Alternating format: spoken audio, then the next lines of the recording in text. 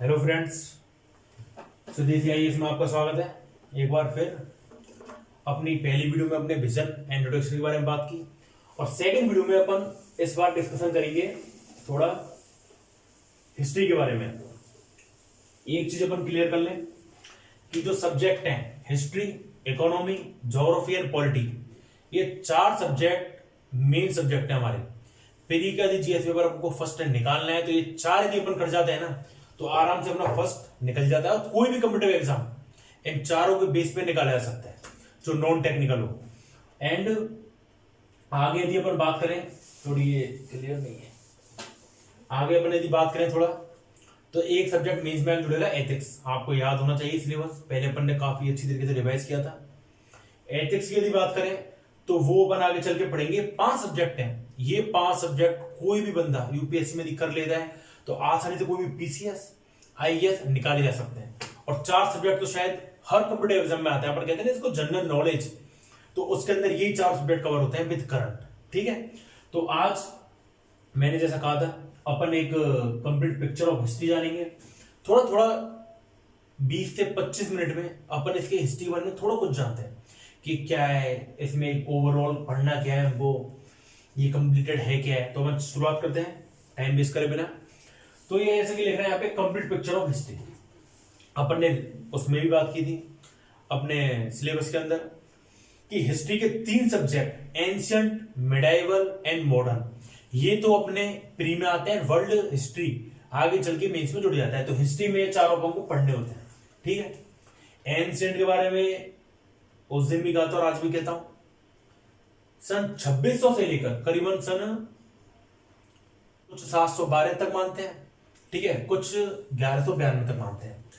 712 मानने का कारण था मोहम्मद बिन कासिम, उसने जब भारत पर आक्रमण किया था तो पहली बार एक, आप कह सकते हैं कि एक मुस्लिम इन्वेंशन हमारे ऊपर हुआ था। कोई मुस्लिम आक्रांता हमारे भारत के ऊपर चढ़ा था, हमारे ऊपर नहीं बनता। ठीक है, आगे चल के 1192 अपन इसलिए मानते हैं क्योंकि मोहम्मद गौरी पृथ्वीराज चौहान की लड़ाई हुई थी और इस तराइन की लड़ाई, तराइन के फर्स्ट एंड सेकंड वॉर, जो तराइन की लड़ाई थी, इस सेकंड युद्ध में पृथ्वीराज चौहान की हार हुई थी, मोहम्मद गौरी जीत गया था। उसी के साथ अपने यहाँ पे एक मिडाइवल दौर चालू हुआ जिसमें ज्यादातर राजा महाराजा मुस्लिम ही रहे। ठीक है, और इनमें कुछ अच्छे कुछ थोड़े कट्टर हर तरीके थे, आगे चल के पढ़ेंगे। आगे फिर एंशिएंट में टॉपिक्स की बात करें तो सबसे पहले इसमें अपन पढ़ते हैं सिंधु घाटी सभ्यता के बारे में, हड़प्पा संस्कृति के बारे में। उसके बाद धीरे धीरे अपन जैसे आगे बढ़ेंगे वैदिक के बारे में पढ़ेंगे, वैदिक काल। इसमें अपन ऋग्वेदिक के बारे में पढ़ते हैं कि ऋग्वेदिक 4, आप जानते हैं ऋग्वेद 4 वेद होते हैं, चारों वेदों के बारे में पढ़ते हैं। वैदिक काल के बारे में पढ़ेंगे, उनके उपवेदों के नाम क्या है। ठीक है, काफी ऋषि मुनियों के बारे में थोड़ा सा जानेंगे, आर्ट एंड कल्चर इसमें संग चलेगी अपने। उसके बाद जैसे अपन थोड़ा आगे बढ़ते हैं फिर अपन 16 महाजनपद पढ़ते हैं। देखिए भारत था ना, ये एंशिएंट काल में ये भारत नहीं था जो आज भारत है, भारत ये था। आप थोड़ा बहुत देख पाने जितना उतना देखने की कोशिश कीजिए, आगे चल के थोड़ा मैं एडजस्टमेंट और अच्छा करूंगा जिससे आपको थोड़ा क्लियरिटी आए। ये भारत था, ये भारत केवल यहां तक नहीं है, ये यहाँ पे पाकिस्तान का डेरा है, ये पाकिस्तान वाला एरिया भी इसमें इंक्लूड था, ये बांग्लादेश वाला एरिया भी इंक्लूड था, और काफी हद तक ऊपर से कश्मीर से लेके जो आज चाइना इस पे अपना कब्जा रखता है, तिब्बत एक इंडिपेंडेंट नेशन है, बीच में रहा भी था 50 साल करीबन, तो काफी एरिया इसमें हिंदुस्तान में शामिल है। ठीक है, तो ये था अपना एंशिएंट इंडिया, काफी बड़ा था यार, सही बताऊं तो देख के ऐसा लगता है एक ब्रॉड कंसेप्ट दिमाग में आता है कि यार ये इंडिया था क्या। एकदम लगता है ना जैसे हमारी एक छवि बनी हुई है हाथी, इंडिया के बारे में इंटरनेशनल रूप में मानते हैं हाथी, एकदम बड़ा मैप, ये है हिंदुस्तान, ब्रॉड हिंदुस्तान करते हैं।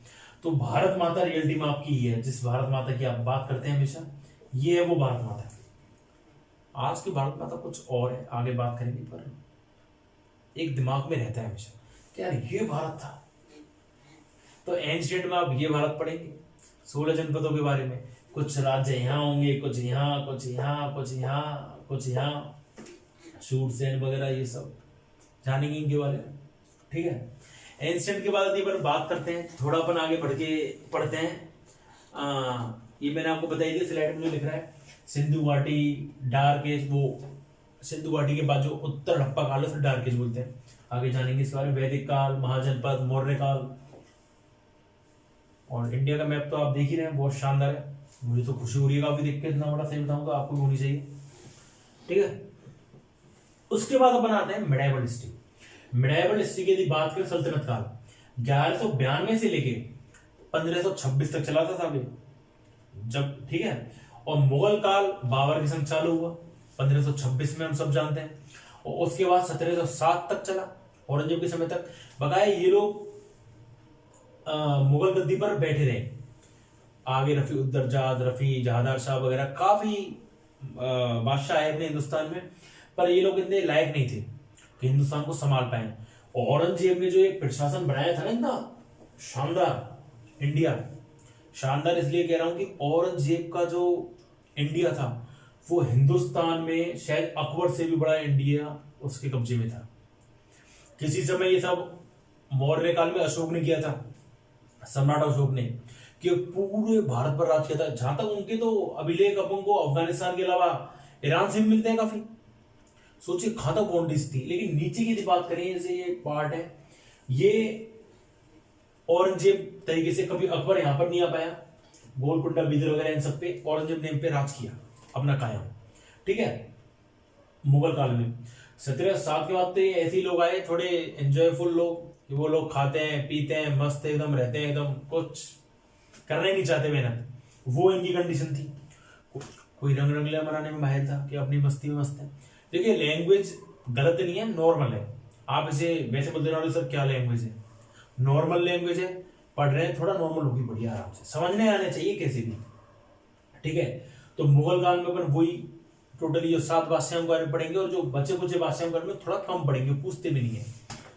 क्यों इतना उनको वो देना अटेंशन, जब उन्होंने कुछ किया ही नहीं, बाकी उन्हें केवल एक गद्दी पर बैठे रहे। एंड में आप सबको पता ही होगा क्या हुआ। 1857 की हिंदुस्तान में क्रांति हुई, first freedom struggle of India, ठीक है। और उस क्रांति के अंदर जो हमारे लास्ट राजा थे बहादुर शाह जफर, उनको गद्दी से उठाकर अंग्रेजों ने जेल में डाल दिया। 1862 में उनकी मृत्यु हुई बर्मा में, और वहीं पे उनकी आज समाधि है, ठीक है। लेकिन बड़ी बात यह है कि 1857 में गद्दी से उनको हटाया ना, उन पे केस चला था। आप सोच सकते हैं कि बादशाह पे केस चला। एक बादशाह इतने बड़े राज्य का उस समय नहीं था, किसी समय रहा था, उनके समय शायद ये राज्यों का दिल्ली के आसपास सिमट के रह गए। पेंशन लेते थे वो अंग्रेजों की, पेंशन ना देते उनके तो प्रशासनिक खर्च, उनके ऐशोआराम में सब रुक जाए। तो एक राजा इतना बड़ा, एक बादशाह बहादुर शाह जफर, जिनकी हम सब इज्जत करते हैं, लास्ट हमारे बादशाह थे, वो एक इंडिया के सम्राट पर अंग्रेजों ने मुकदमा चलाया कोर्ट में, उनके लाल किले में, उनकी कोर्ट में, उनको बीडू में बांध के उन पर मुकदमा चलाया गया। देखिए आप हिस्ट्री को। और उनको सजा क्या दी गई कि आपको इंडिया से बाहर किया जाता है, निष्कासित। उनका राज्य, उनका सब कुछ उनको ही बाहर कर दिया। और उनको बाहर करने के बाद क्या हुआ, जेल में डाल दिया। एक बादशाह को जेल में डाल दिया आप लोगों ने। ये ब्रिटिशर्स सोचते होंगे कि ये सभ्य हैं लोग, लेकिन कुछ एक गरिमा होती है हर चीज की। एक जैसे सिकंदर और पोरस की कहानी आपको याद होगी। सिकंदर ने पोरस से क्या कहा था कि भाई क्या बिहेव, क्यों मैं क्या मतलब कैसे बिहेव करूं तुम्हारे साथ। उसने क्या कहा, एक राजा की तरह बिहेव कीजिए सर। उसने उसको छोड़ दिया। वो भी तो राजा था यार, सिकंदर। और एक ये अंग्रेज थे। एक सम्राट को आपने, एक बादशाह को जेल में डाल के बाहर से निकाल दिया। जो भी है 1857 की क्रांति पढ़ेंगे जब इसके बारे में ढंग से डिस्कशन करेंगे। हिस्ट्री जिनका ऑप्शनल है उनका भी यहाँ क्लियर करने की मैं कोशिश करूंगा, जिससे मेरा और क्लियर हो, आपका और क्लियर हो, ठीक है। तो ये अपना मुगल सल्तनत में पढ़ेंगे, इब्राहिम लोदी वगैरह, खिलजी वगैरह, इसमें सब आते रहेंगे जितने भी हैं। इल्तुतमिश, बलबन वगैरह, किसने कौन सा कुतुब मीनार बनवाया, कौन सा किला बनवाया, कौन सी चार मीनार बनवाई, सब कुछ हम इनके बारे में जानेंगे मिडाइवल के अंदर, ठीक है। मिडाइवल के बाद आगे बढ़ते हैं मॉडर्न पे। भाई साहब, भाई लोगों, मॉडर्न में आप देख पा रहे हैं ये इंडिया जो प्रेजेंट इंडिया है, ये मॉडर्न में नहीं है। लेकिन आप एक बाउंड्री देख पा रहे होंगे छोटी सी स्लाइड में, मुझे नहीं पता क्लियरिटी आ रही है या नहीं, पर ये ये था ब्रिटिश इंडिया। ब्रिटिशर्स के बाद जो इंडिया था ना, उसमें पाकिस्तान शामिल था, बांग्लादेश शामिल था, ये पूरा एक इंडिया था। हम कह सकते हैं कि ये भी इंडिया एक शानदार इंडिया था। इसी भी देख के खुशी होती है यार। दुर्भाग्यवश हमारा देश आप जानते हैं, संप्रदाय, धर्म, जाति, कुछ ज्यादा सीरियस है इनको लेके, और इतनी सीरियसनेस हो जाती है कि देश ही बांट दिए। देखिए अब तो आपको सेकुलर होना पड़ेगा। जब आप भारत की बेस्ट जॉब के लिए, जॉब नहीं बोलो, एक सर्विस के लिए, एक सेवा के लिए आप मेहनत कर रहे हैं ना, तो सेकुलर आपको होना पड़ेगा। आपके पेपर में आपकी सोच निकलनी चाहिए कि आप सेकुलर हो। एक पंथ के लिए, जाति के लिए, धर्म के लिए आप नहीं बोल सकते, ठीक है। हम भी धीरे धीरे, आप बताइए, पहले हम भी ऐसे ही थे जैसे आजकल सब होते हैं, आगे आप भी हो जाएंगे, ठीक है। तो ये अपना मॉडर्न की बात करूं, 1707, 1707 से लेके ये कंप्लीट मॉडर्न रहा था 1947। ये मैंने पहले भी डिस्कस किया था, मॉडर्न क्यों कहते हैं इसे। वो मानते थे कि भाई हम आए आपके यहाँ, आपके इकोनॉमिक डेवलपमेंट हुआ, रेलगाड़ियां आई, ट्रेन आई, एरोप्लेन आए, इलेक्ट्रिक आई, एरोप्लेन आ चुके थे एंड तक आगे जाने तक, ठीक है। वो उनका सोचना था कि हम तो कुछ कर ही नहीं सकते, हमने जो लोगों को दे दिया वो दे दिया। और यार काफी बार गौर से सोचते हैं ना, तो लगता है वास्तव में यार कुछ सच तो था। आज अपन देखते हैं, अपन कुछ नया इनोवेशन कर रहे हैं क्या इंडियंस। आज जितने भी नए इनोवेशन है, फेसबुक, गूगल, एप्पल, वही ये बड़ी बड़ी जितनी भी कंपनियां हैं, ये सब आजकल फॉरनर है, फेसबुक, गूगल, और उनको अपन यूज कर रहे हैं। तो वाकई क्या ये हकीकत है कि अपन ट्रेन, एरोप्लेन, कार बना पाते क्या? सोचना है इस बारे में। जब आप हिस्ट्री पढ़ते हैं ना, बहुत कुछ सोचना होगा। अब तक आप क्या सोचते होंगे, क्या हिस्ट्री क्या है? हिस्ट्री डेट्स हैं, हिस्ट्री टाइम है, किस राजा ने किस समय से लेकर किस समय तक राज किया, उसके कौन कौन से बच्चे हुए, आगे चल के कौन राजा बना, कौन कौन से युद्ध लड़े। हिस्ट्री को बोरिंग बना के रख दिया। या हिस्ट्री ये तो नहीं है, इससे ज्यादा मैं नहीं जानता, पर ये तो नहीं है। हिस्ट्री क्या है? हर चीज हिस्ट्री है आपके लिए। ये दीवार यार, ये कब चालू हुआ इसका, ये कब बननी चालू हुई दीवार, हिस्ट्री है। ये बोर्ड, ये लकड़ी का भाई, कुछ तो होगा इसका लॉजिक यार। कुछ लोग इसे साइंस से जोड़ देंगे, साइंस क्या लगी, वो भी हिस्ट्री है। ये बोर्ड कब बनना स्टार्ट हुआ, इसमें पिलाइया ये लगी, ये पर कब बनना स्टार्ट हुआ, ये क्या हिस्ट्री है। इसकी जैसे ही आप पीछे इसके बैग में जाओगे, इसे जानोगे, आप इसके बारे में पढ़ेंगे, वो इसकी हिस्ट्री है। ऐसे ये भारत है आपका। जब आप हिंदुस्तान के बारे में थोड़ा बैग में जाके पढ़ते हैं, इसके बारे में क्या हिंदुस्तान था, हिस्ट्री है भाई, ठीक है। तो हिस्ट्री को बोरिंग हमने बना दिया है। क्यों? कोचिंग्स में जाएंगे, नोट्स खोले, सर ने अच्छी कहानी सुनाई, हमने लिखी, दिमाग में कुछ नहीं बैठा, 5 बार कॉपी रिवाइज कर ली, पेपर में फिर भूल गए, याद हो ही नहीं रही यार, कैसे करें। टॉपिक को यहां पे अपन ब्रीफली पढ़ेंगे अंदर जाके। जैसे आज कितनी बार बताना पड़ेगा, एक बार और बता दूं, ancient, medieval, modern, world, 4 history है, याद हो गई होंगी। याद कीजिए, नॉर्मल लैंग्वेज है, थोड़ा अंडरस्टैंड कीजिए, इसको समझिए, ठीक है। अब ये मॉडर्न की बात करते हैं, पहले अपन नहीं भटके, वो अच्छा है। मॉडर्न हिस्ट्री की जब बात करते हैं ना अपन, तो मॉडर्निटी की बात करेंगे इसमें अपन, कि अंग्रेजों के कौन कौन से वायसराय है, कौन कौन से वायसराय को आप पीएम मान सकते हैं उस समय का, सिंपल वर्ड्स में, ठीक है। गवर्नर जनरल के बारे में बात करेंगे मॉडर्न हिस्ट्री में। ये कांग्रेस के बारे में बात करेंगे, स्वतंत्रता आंदोलन, फ्रीडम स्ट्रगल के बारे में बात करेंगे। ये जितने भी शानदार आपके जो काफी ऐसे लोग भी होंगे इंटरेस्टिंग, जिनको मॉडर्न जानने में मजा आएगा। तो काफी लोग रैली में जाते हैं, फलाना पार्टी जिंदाबाद, दिखाना जिंदाबाद में राजनीति फलाना दिखाना, पर हकीकत ये है, जब तक आप मॉडर्न को नहीं जान पाते ना, आप क्या राजनीति कर रहे हो आपको खुद नहीं पता। पहले मॉडर्न को जानो।